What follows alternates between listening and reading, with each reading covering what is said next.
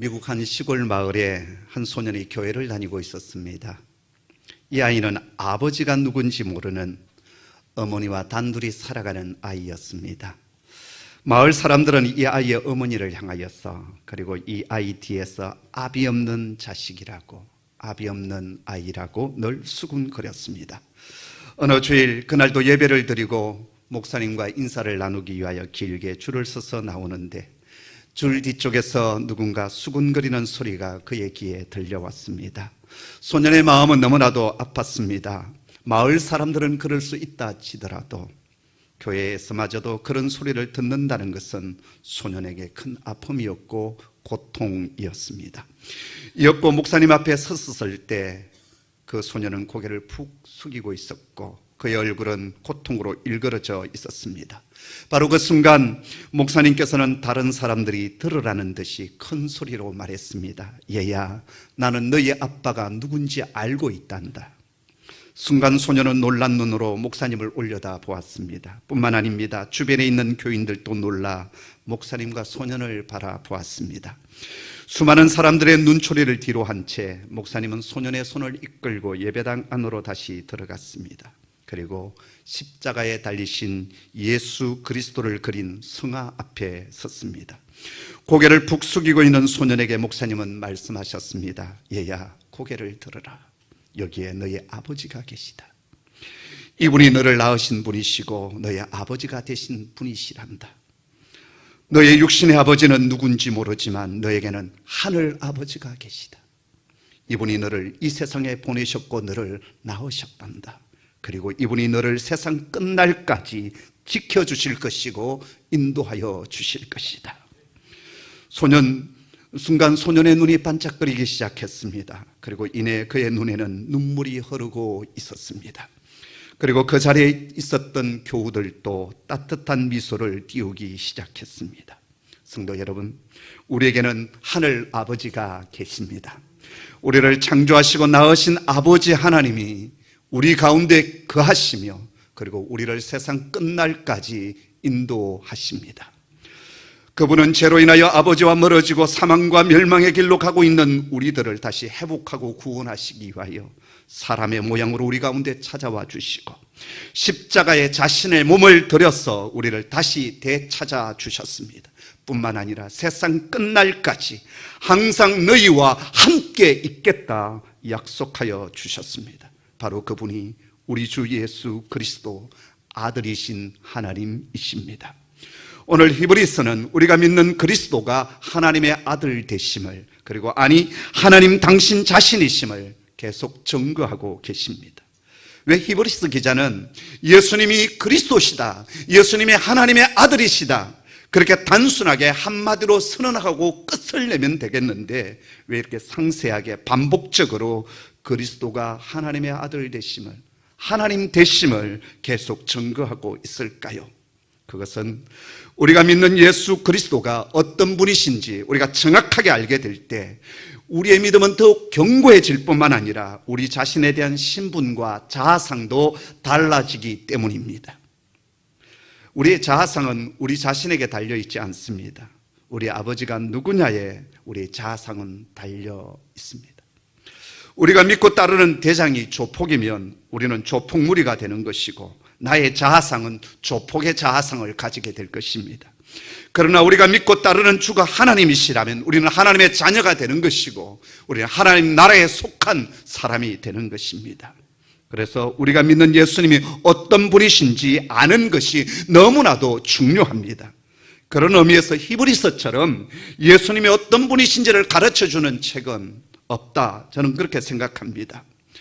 히브리서 첫 부분에서 하나님의 아들이신 예수 그리스도는 구약의 모든 선지자보다 훨씬 우월하시다, 뛰어나신 분이시다라고 했습니다.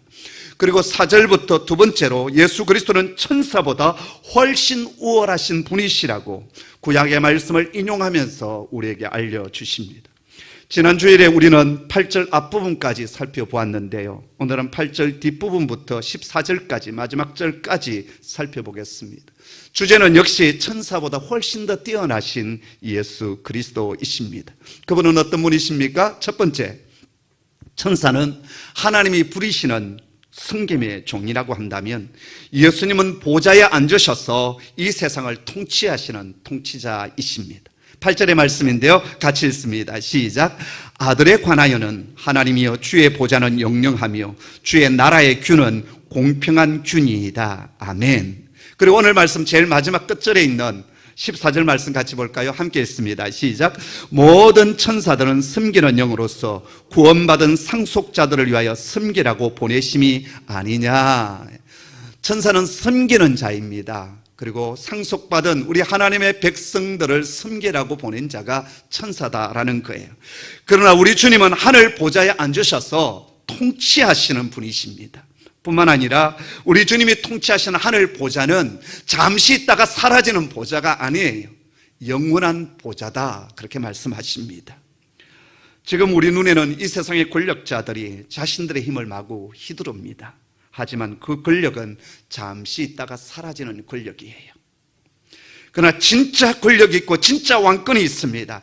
영원히 변하지 않는 하늘나라의 보좌가 있습니다. 바로 우리 주 예수 그리스도께서 통치하시는 하늘 보좌입니다.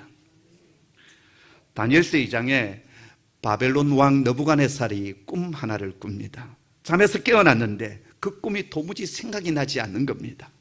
분명히 범상치 않는 계시적인 꿈인데 꿈 내용이 알 것 같기도 하고 모를 것 같기도 하고 생각이 나지 않는 겁니다. 그래서 제국 아래에 있는 모든 박사들을 다 불러 모았습니다. 내가 지난밤에 꿈을 꿨는데 이 꿈 내용이 뭔지 알려달라. 아니, 생각해 보십시오. 꿈은 지가 꺼놓고 다른 사람 보고 꿈 내용을 알려달라고 얘기합니다. 내가 이런 꿈을 꿨는데 이 꿈이 무슨 뜻이지 해석은 가능한데, 아니 어떻게 자기가 꾼 꿈을 다른 사람 보고 알려달라고 합니까? 만약 알아내지 아니하면 다 죽이겠다고 했습니다. 모두가 죽음의 공포 속에 있을 때 하나님의 사람 다니엘이 났습니다. 그는 먼저 그 꿈을 주신 하늘의 하나님께 엎드려 기도합니다. 밤중쯤에 기도하는 다니엘에게 그 은밀한 꿈을 알려주시죠. 앞으로 바벨론 제국으로부터 시작해서 세상 나라가 어떻게 흘러가게 될는지 그 꿈을 통해서 알려주십니다.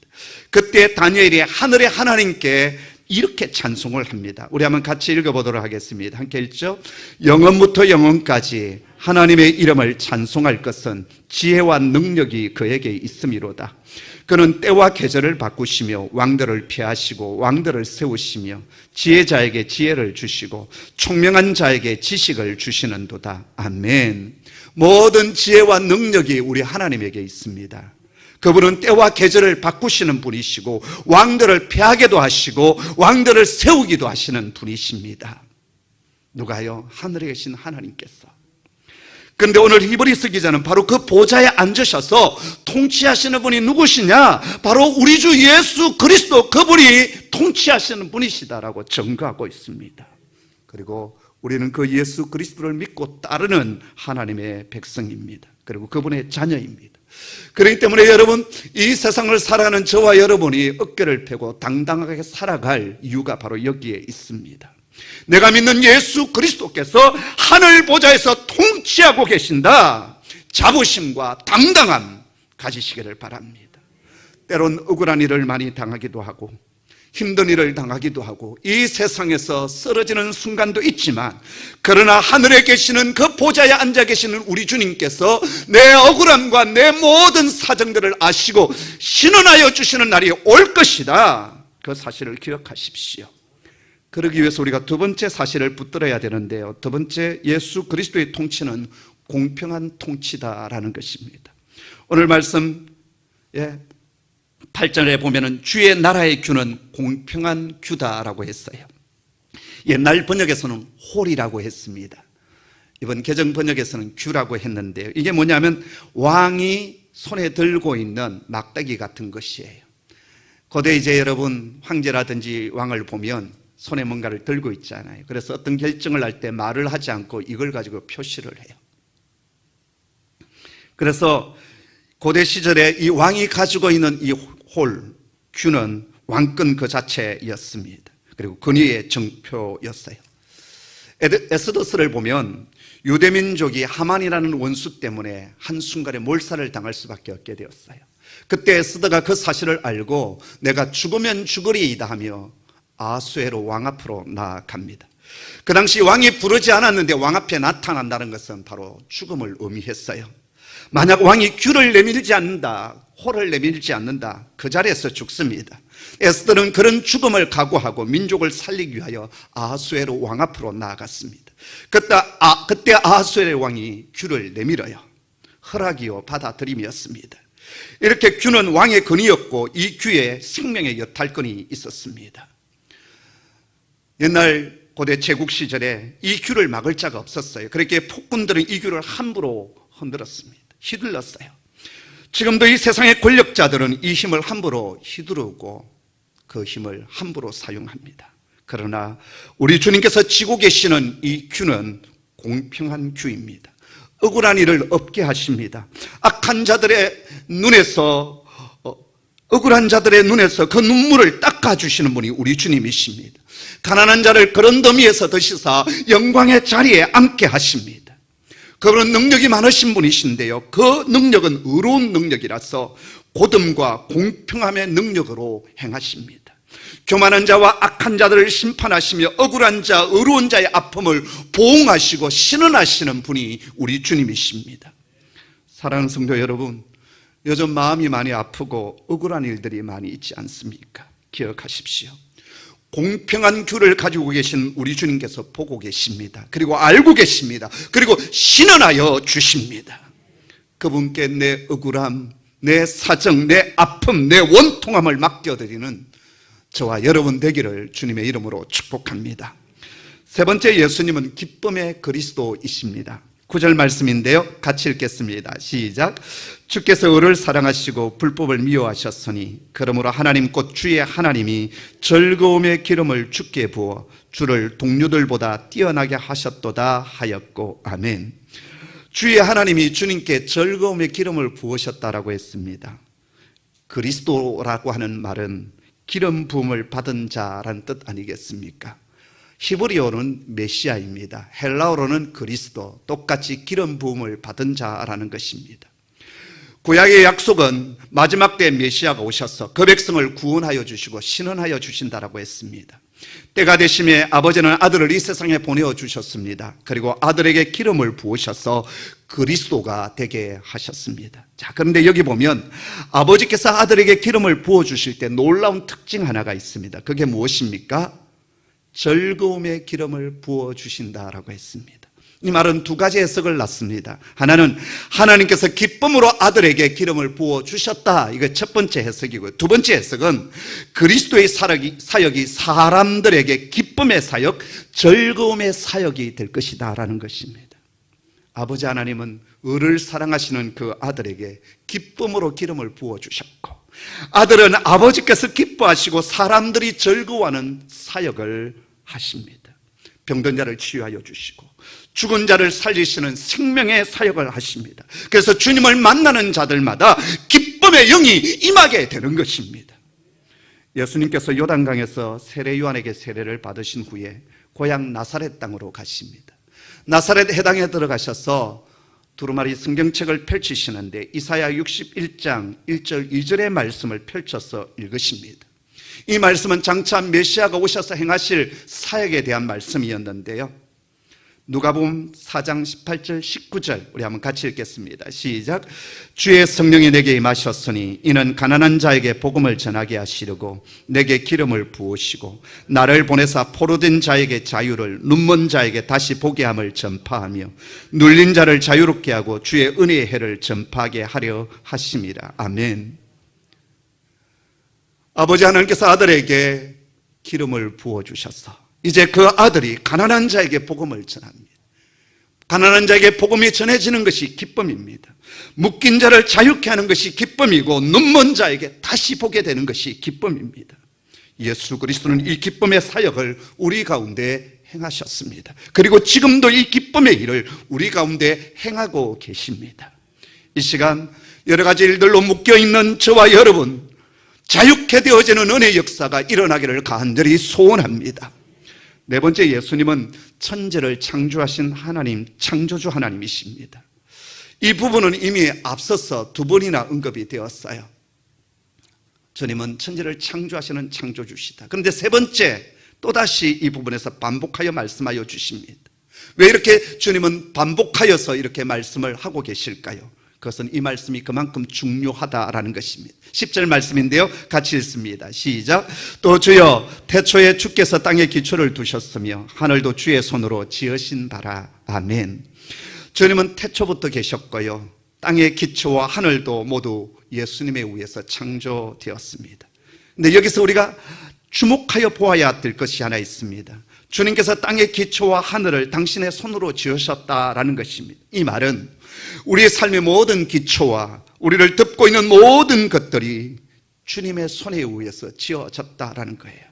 그래서 여러분, 우리가 살아가는 모든 것이 주님의 은혜입니다. 주님께서 내 삶의 기초를 놓아주셨고 또 하늘을 덮어주시기에 우리가 이렇게 생존하여 이곳에서 예배드릴 수 있으며 삶을 이어갈 수 있는 겁니다. 믿음 없는 사람들은 이걸 알지를 못해요. 내가 잘나서 내가 열심히 해서 아니면 운이 좋아서 이렇게 살아가는 줄 압니다. 아닙니다. 주님이 기초를 놓아주셨고 하늘로 덮어주시기에 우리가 살아가는 겁니다. 우리는 이걸 알아야 합니다. 그리고 그런 자에게 하나님은 더 큰 선물을 주시겠다 약속하여 주십니다. 다섯 번째, 주님은 영원히 살아계시고 변하지 않으시는 영원한 주님이십니다. 11절 12절의 말씀입니다. 같이 읽습니다. 시작. 그것들은 멸망할 것이나 오직 주는 영존할 것이요 그것들은 다 옷과 같이 낡아지리니 의복처럼 갈아입을 것이요 그것들은 옷과 같이 변할 것이나 주는 여전하여 연대가 다함이 없으리라 하였으나. 아멘. 이 세상에서 우리가 붙들고 있는 모든 것들은요, 풀과 같이 사그라지고 옷과 같이 낡아질 것입니다. 작년에 저희 부부가 스타필드를 갔습니다. 가다 보니까 싼 옷을 파는 가게가 있더라고요. 들어가서 집에서 그냥 입을 티셔츠 2개를 샀습니다. 줄무늬가 쫙 있는 티셔츠였는데요. 그래서 집에서 편하게 이제 입기 위해서 입고 한번 빨았더니 이게 면티가 되어가지고요, 빨고 났더니 소매가 여기까지 딱 올라왔어요. 제가 갑자기 헐크가 되었어요. 그 다음에는 이제 빨고 나서 어떻게 했느냐, 둘이서 잡아당겼어요. 그럼에도 불구하고 여전히 소매가 여기까지. 여러분, 아무리 좋은 새 옷이라 할지라도 시간이 지나면 낡아지고 볼품없는 옷이 됩니다.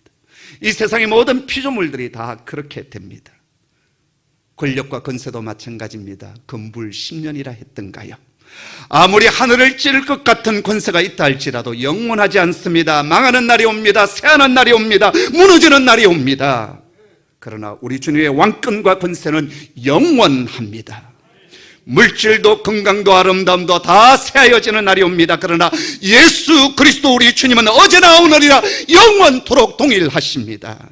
그러기에 우리는 영원히 변치 아니하시는 예수 그리스도를 붙잡아야 합니다. 솔로몬의 전도서에 보면 모든 것이 헛되니다 헛되도다라고 했습니다. 그럼 전도서는 허무주의를 찬양하는 그런 책인가? 아닙니다. 하나님 없는 모든 것은 다 헛되다라는 거예요. 얼마 전에 싱 어게인이라고 하는 오디션 프로그램이 하나 있었습니다. 이 프로그램은 좀 다른 프로그램하고 좀 다르게 이전에 한때는 조금 반짝했던 가수가 이제 잊혀진 가수, 또 오랫동안 활동을 했지만 무명의 시절을 보내고 있는 분들에게 다시 한 번 더 기회를 주는 그러한 프로그램이었어요. 제가 우연히 그 프로그램을 보다가 제가 깜짝 놀랄 참 한 사람을 제가 보게 되었어요. 그 윤설아 자매라고, 나이가 58세, 가장 참가 중에 제일 고령이었습니다. 이 자매를 제가 어떻게 하냐면 이전에 제가 섬겼던 교회 같은 구역의 식구였어요. 그의 언니 부부가 유명한 옛날에 듀엣 부부였어요. 논두렁밭두렁이라고 다락방이라는 노래를 불렀죠. 우리 집에 제일 높은 곳 조그만 다락방. 언니 형부 되시는 분이 김영강 집사이시고, 그것도 언니 되시는 분이 지금 권사님이 되셨는데 윤설이 권사님이셔요. 그 이제 동생이 윤설아 자매인데, 그 자매를 제가 이제 다시 보게 되면서 제가 그 프로그램을 계속 보았습니다. 근데 중간에 이분은 탈락하셨어요. 그리고 이제 최종적으로 우승을 누가 했느냐? 이승윤이라고 하는 형제가 이제 1등을 했어요. 이 이승윤이가 누군지 아시죠? 지금은 은퇴하셨지만 백준영 교회 이재철 목사님의 아드님이에요. 둘째 아드님이신데, 근데 이 이재철 목사님의 둘째 아들 이 성윤 형제의 고모가 누구냐 하면, 우리 젊은 세대들은 잘 모르지만 우리 조금 나이가 있으신 분들은 아실 거예요. 고은하 권사님이셔요. 예, 유명한 배우였죠. 예. 요즘 고은하 하면 탤런트 고은하 하나 있어요. 젊은 친구. 그 친구 말고. 예.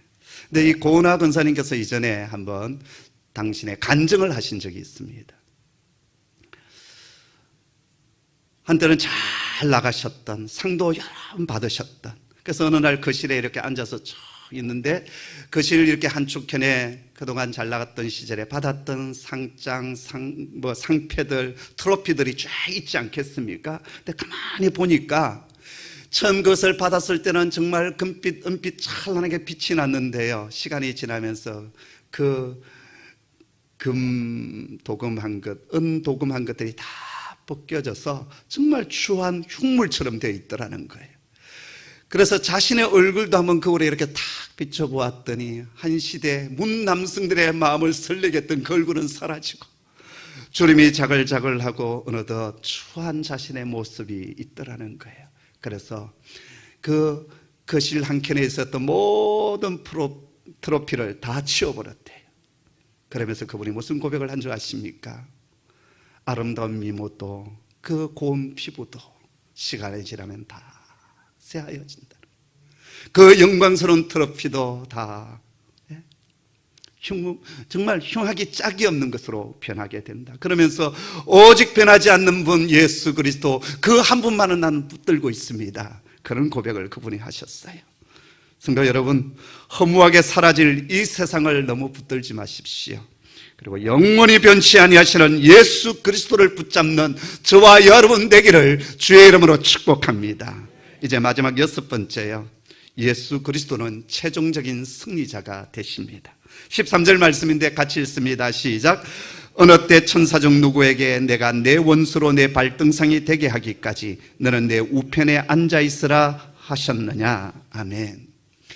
지난주 제가 큰 숲 밭에서 노동을 하면서 이제 그 성경 통독 오디오 프로그램을 이렇게 이어폰을 끼고 듣고 있었어요. 그런데 시편 110편 1절 말씀이 제 귀에 들려오는데 이 히브리서 말씀과 바로 연결되는 말씀이네 라는 생각이 들었어요. 그래서 작업을 다 마친 뒤에 성경책을 펼쳐보았더니 이 히브리서 1장 13절의 말씀은 시편 110편 1절의 말씀을 그대로 인용한 말씀이었어요. 우리 한번 시편 110편 1절 말씀을 같이 읽어볼까요? 자막에 띄워질 건데요. 같이 읽습니다. 시작. 여호와께서 내 주에게 말씀하시기를 내 원수들로 내 발판이 되게 하기까지 너는 내 오른쪽에 앉아있으라 하셨도다. 아멘. 시편 110편 1절과 히브리서 오늘 1장 13절의 말씀, 이곳에서 번역이 조금 다르게 되어져 있는 번역이 하나 있는데요. 그게 뭐냐 하면 발판이라는 말, 발등상이라는 말이에요. 시편 110편에서는 발판이라고 했고 히브리서 오늘 번역에서는 발등상이라고 번역을 했습니다. 발판은 뭐고 발등상은 뭐냐? 둘 다 똑같은 말인데요. 왕이 보좌에 앉았을 때 보좌 앞에 발을 올려놓는 것이 뭐냐면 이 발판입니다. 자, 그런데 이제 고대에 전쟁이 있지 않겠습니까? 그래서 승리를 하게 되어지면 패배한 군주나 장수가 이 승리자 앞에 무릎을 꿇습니다. 그때 승리한 장수가 그 패배한 장수 등이나 목 위에 발을 올려놓아요. 그리고 신발끈을 다시 묶습니다. 이것을 통해서 패자가 가지고 있었던 그 모든 왕권과 권세가 완전히 이제 무너졌고 이제 내가 승리자가 되었다라고 하는 것을 드러내는 것이 바로 이 발등상이고 발판이다라는 거예요. 우리 아버지 하나님은 아들이신 예수 그리스도 앞에 모든 원수들을 발등상 되게 하십니다. 우리에게는 보이지 아니하지만 우리의 삶을 무너뜨리고 우리 삶을 노락질하는 원수 마귀가 있습니다. 그리고 이 사단의 하수인 노릇하는 이 세상의 권세 잡은 자들이 있습니다. 그러나 아버지 하나님은 아들이신 예수 그리스도를 십자가에 죽게 하심으로 첫 번째 사단의 권세를 꺾으셨어요. 그리고 두 번째로 다시 재림주로 오시게 될 때 사단의 모든 권세를 꺾으시고 무저갱 속에 집어넣으시고 그 사단으로 하여금 발등상되게 하실 것입니다. 그때까지 아버지 하나님은 아들을 당신의 보좌 우편에 앉게 하실 것입니다. 우리 모든 그리스도인들은 다시 오실 주님, 완전한 승리로 오실 그 주님을 믿음으로 기다리는 자입니다. 할렐루야. 자, 그렇다면 이제 우리는 어떻게 살아가야 되겠습니까? 첫째, 나의 자아상을 바르게 해야 합니다. 내가 누구냐? 이래봬도 하나님의 아들이다, 하나님의 딸이다, 내가 하나님의 자녀이다, 내가 속한 곳은 저 하늘에 있다, 나의 시민권은 하늘에 있다라고 하는 이 자의식, 자아상이 우리 속에 있어야 합니다. 다니엘과 세 친구들이 나라가 망하여 바벨론 땅에 포로로 끌려갔습니다. 그런데 다니엘과 이 세 친구들 마음속에 비록 나라가 망했고 성전은 무너졌고 우리는 이 젊은 날에 포로로 끌려왔지만 여전히 변하지 아니하시는 하나님께서 온 우주와 온 세상을 통치하고 계신다라는 이 믿음을 가지고 있었어요. 눈앞에 보이는 제국 바벨론이 세상을 통치하는 것처럼 보이고 느부갓네살 왕이 이 세상의 주인인 것처럼 보이고 바벨론의 신이었던 마르둑이 이 세상을 통치하는 신 것처럼 보였지만 다니엘과 세 친구들의 심령 속에는 아니다, 하나님께서 이 세상의 주권자가 되시며 하나님께서 이 세상을 통치하고 계시며 우리는 하나님의 자녀이다 라고 하는 자의식이 있었어요. 그렇기 때문에 왕의 진미를 거절합니다. 그리고 신상 앞에 절하지 않습니다. 우리가 풀무불 속에 들어간다 할지라도 하나님께서 우리를 건져주실 것이요, 만약 그리하지 아니하신다 할지라도 우리는 이 신상 앞에 절하지 않겠습니다. 믿음으로 당당하게 자신들의 신앙을 지켜갔습니다. 사랑하는 성도 여러분, 이러한 믿음에 대한, 하나님의 자녀에 대한 이 믿음의 자아상을 저와 여러분 가지기를 원합니다. 두 번째, 최종적인 승리가 주님께 있음을 기억하십시오. 지난주 금요 기도에 요한계시록 강의를 들으신 분들은 하나 확신하는 것이 있을 것입니다. 엄녀와 적 그리스도의 세력들이 어린 양의 원수가 되어서 그리스도와 싸웁니다. 그런데 이 싸움에서 적 그리스도의 세력이 그리스도를 도무지 이길 수 없는 절대적인 이유 하나가 있습니다. 요한계시록 17장 14절의 말씀인데요, 우리 한번 같이 읽겠습니다. 시작. 그들이 어린 양과 더불어 싸우려니와 어린 양은 만주의 주시오 만왕의 왕이시므로 그들을 이기실 터이요 또 그와 함께 있는 자들 곧 부르심을 받고 택하심을 받은 진실한 자들도 이기리로다. 아멘. 어린 양이신 그리스도는 만주의 주시오 만왕의 왕이십니다. 그래서 원수들이 주님을 절대 이길 수가 없습니다. 그리고 주님은 원수 마귀의 머리를 짓밟으시고 완전한 승리를 선언하십니다. 뿐만 아닙니다.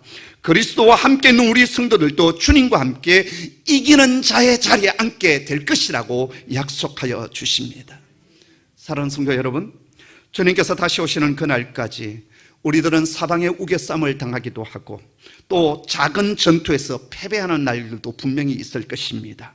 그러나 모든 원수들을 발등상되게 하시는 분이 우리 주님이심을 믿어 의심치 않는 저와 여러분 되도록 하십시다. 그래서 좀 더 믿음으로 인내하고 좀 더 너그럽고 좀 더 사랑이 풍성한 그리스도인들로 살아가도록 하십시다. 마지막 세 번째, 예수님만을 더욱 사랑하며 의지하도록 하십시다. 지금 우리 눈앞에 있는 모든 것들은 결국 썩어지고 사라질 것들입니다. 그런 것들을 붙들면 안 됩니다. 영원히 변치 아니하시는 우리 주님을 붙들어야 합니다. 이제 한 말씀을 들으면서 오늘 설교 말씀을 마무리하겠습니다. 낚시꾼을 가득 실은 배 한 대가 엔진 고장에 일어나 바다 한가운데 망망대해에 멈추어 섰고 표류하기 시작했습니다. 날이 어두워지며 칠흑 같은 밤이 다가오자 배 안에 있었던 사람들은 공포와 두려움 속에 휩싸이게 되었습니다. 그때 누군가가 비상등불을 찾아 불을 밝혔습니다. 그리고 노를 찾아내었습니다. 사람들의 얼굴 속에는 이제 살 수 있겠다라고 하는 희망이 넘쳤습니다. 그런데 방향을 알 수가 없었습니다. 어디가 육지인지 그 망망대해 그곳에서 어디로 가야 되는지를 알 수가 없었어요. 다시 사람들은 절망하기 시작했습니다. 그때 한 사람이 나서서 등불을 끄자라고 했습니다. 사람들은 말도 안 된다며 반대했지만 등불을 끄자고 주장했던 사람이 등불을 꺼버리고 말았습니다. 배 안에서는 순간 정적이 흘렀습니다. 그런데 얼마쯤 지나 한 사람이 갑자기 소리를 질렀습니다. 불빛이 보인다. 저기 불빛이 보인다. 반딧불 같지만 분명히 육지에서 비추주는 작은 빛 하나가 깜빡거리고 있었습니다. 등불 때문에 보이지 않았던 육지의 불빛이 주위가 어두워지자 보인 것이었습니다. 성도 여러분, 때론 모든 사방이 캄캄하여 아무것도 보이지 않을 때가 있지 않습니까?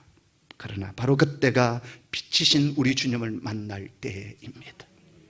이 한 주간도 우리의 승리자가 되신 주님을 붙들고 승리의 삶을 살아가는 복된 하나님의 자녀 되기를 주님의 이름으로 축복합니다. 기도하겠습니다. 아버지 하나님, 사방이 캄캄하게 닫혀있고 아무것도 보이지 아니하는 그때, 때로는 실패하고 무너지고 사방의 우겨쌈을 당하여 넘어져 있을 그때에도 여전히 보좌에 앉으셔서 이 세상을 통치하시는 분이 우리 주님이심을, 그리고 종국에는 완전한 승리를 거두시는 분이 우리 주님이시고, 주님을 믿음으로 바라보며 나아가는 모든 자들이 그 승리의 자리에 앉게 될 것임을 저희들이 확신하며 이 한 주간도 살아가기를 원합니다.